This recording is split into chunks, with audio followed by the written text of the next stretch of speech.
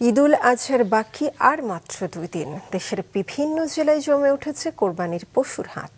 পশু কেনায় ব্যস্ত সময় পার করছে মানুষ। Desk report.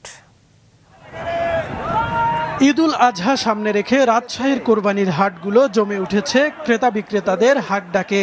স্থানীয় খামারি ও ব্যবসায়ীরা গরু, মহিষ, ছাগল ও ভেড়া নিয়ে হাজির হয়েছেন হাটে। হয়তো দাম হবে 1.5 লাখ থেকে 2 লাখ। হাটে পশুর স্বাস্থ্য ও নিরাপত্তা নিশ্চিতে কাজ করছে চিকিৎসক দল ও পুলিশ। কোনো ধরনের কোনো চাঁদাবাজি এই ধরনের কোনো ঘটনা না ঘটতে পারে আমরা ব্যবস্থা নিয়েছি। যদি এরকম কাউকে পাওয়া যায় তাৎক্ষণিক তাদেরকে আমরা গ্রেফতার করে আইনের আওতায় নিয়ে আসব। তাই সব সময় জীবাণু থেকে 10 গুণ বেশি সুরক্ষিত থাকতে ডেটল হ্যান্ড ওয়াশ। জেলায় এবছর 31টি হাট বসেছে, যার মধ্যে 19টি স্থায়ী ও 12টি অস্থায়ী। নারায়ণগঞ্জের অস্থায়ী হাটগুলোতে জমে উঠেছে পশু কেনাবেচা।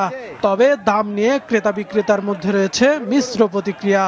গরু দেখে দরদাম পছন্দ হলে গরু কিনে নিয়ে যাব। এবার জেলায় 89টি অস্থায়ী হাটে প্রায় 500 কোটি টাকার পশু কেনাবেচা হবে বলে আশা করছেন বিক্রেতা ও হাট সংশ্লিষ্টরা।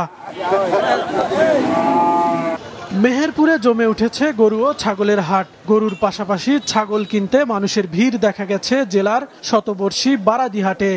আমি একটা বড় ছাগল লাইছিলাম, দাম চাইছি 60,000 টাকা, কিন্তু কাস্টমারের দাম বলছে 40-42। কুরবানির পশুর দাম নিয়ে মিশ্র প্রতিক্রিয়া থাকলেও হাটের নিরাপত্তা নিয়ে সন্তুষ্ট ক্রেতা বিক্রেতারা।